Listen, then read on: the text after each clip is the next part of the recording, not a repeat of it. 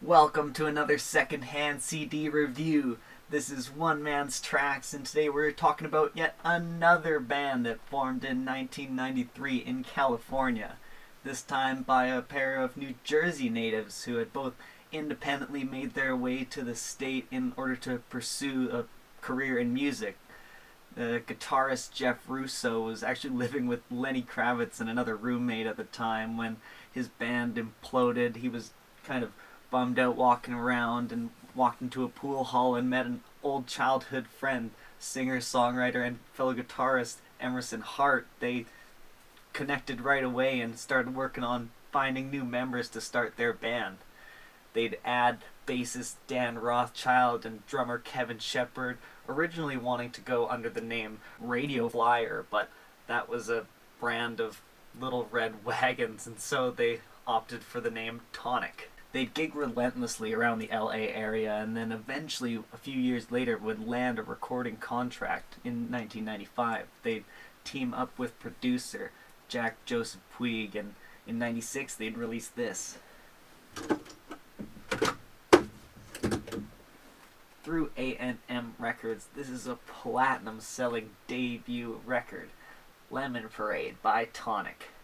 That platinum status comes off the back of their incredible #1 hit, If You Could Only See, spending 63 weeks on the Billboard Top 100 chart and being the most played song on rock radio in 1997 and 1998. This album feels like a reworked and modernized take on the rootsy and emotive rock movement of the 70s and 80s. It is about as soft and affable as rock can be. Tonic's guitars are forlorn yet still pleasant and do well to carry the narratives that Emerson crafts. It's super soothing and, I guess at 25 years old, nostalgic rock music. Certainly no flawless debut by any stretch. There's some forgettable tracks and it's really front loaded, but the delivery is consistent enough that it allows it to still flow fairly smoothly and allow for some highlights to still pop up here and there.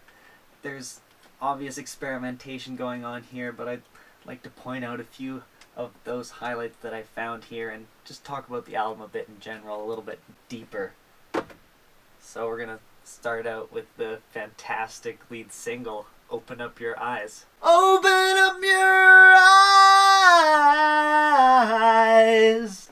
Oh, just one of my favorite hooks, and my favorite Tonic track starts this whole thing off.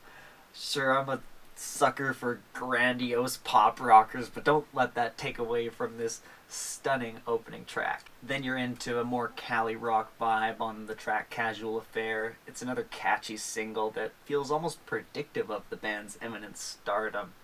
Even if you're not one for the late 90s radio rock, these first two tracks are definitely worth checking out. If you could only see the way this song dominated the airwaves, then maybe you'd understand the fact that a lot of people might never want to hear this song again.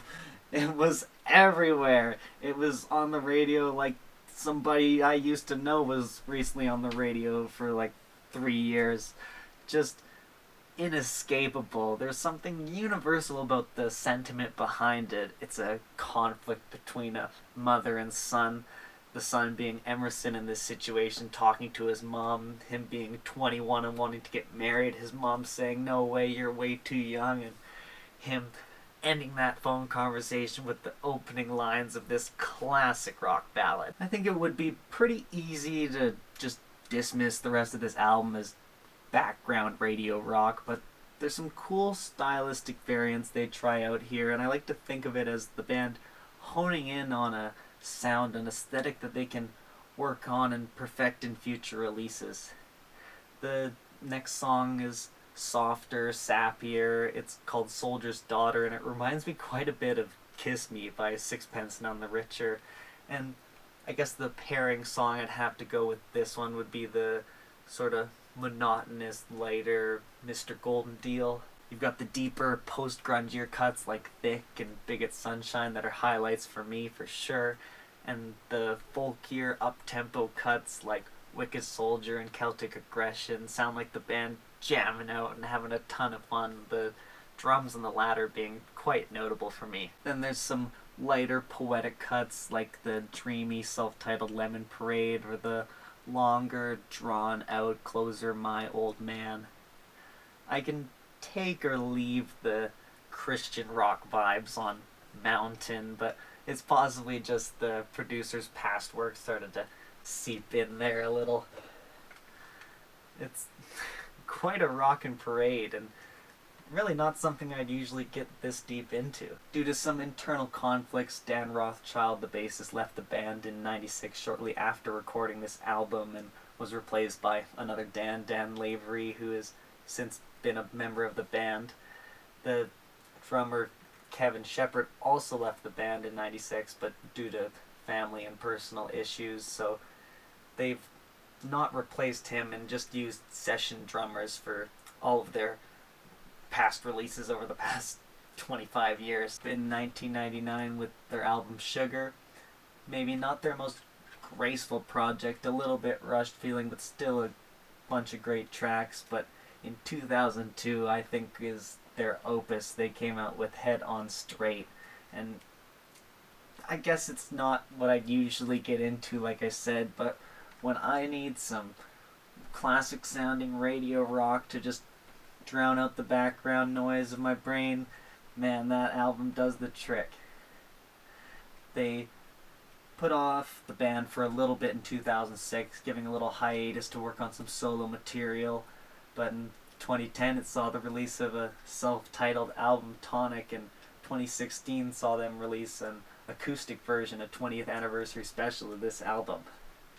Now that we've hit 25 years, they've actually released a single on their YouTube channel a couple of months ago, and I'd certainly recommend checking out their YouTube channel down in the description for any more new Tonic news. They are teasing out some exciting stuff, so certainly stay tuned for that. Emerson Hart has released 3 solo LPs, most recently in 2019 with 3200 Days.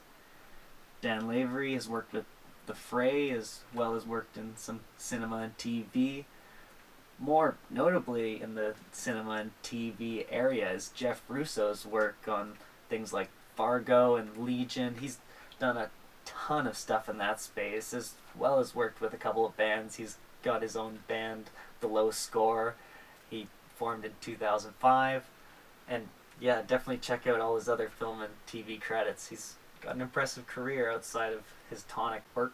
Like I just mentioned, if you need some new Tonic, check out their YouTube channel. There's high likelihood there's a new single or maybe even teasing a new album. I'm not sure what's happening over there, but before you head over there, let me know your Tonic memories down in the comments. Share with me your favorite tracks off of this album or any other Tonic stuff. While you're here, make sure you've left me a wonderful amount of likes. 2 or 3 is just fine by me, but 3 or 4, whoa. That's a lot of people making it to the end of the video. Thank you so much for being here. If you've liked the video and you're not subscribed, come on. What are you doing? Subscribe. Come back next week. You can see another album. We can just go, hey, I remember that. That was fun. Or you can be like, wonder what that is. That's what I do here. Come join. Love to have you. If you could only see how blue her eyes are when she says... When she says she loves me.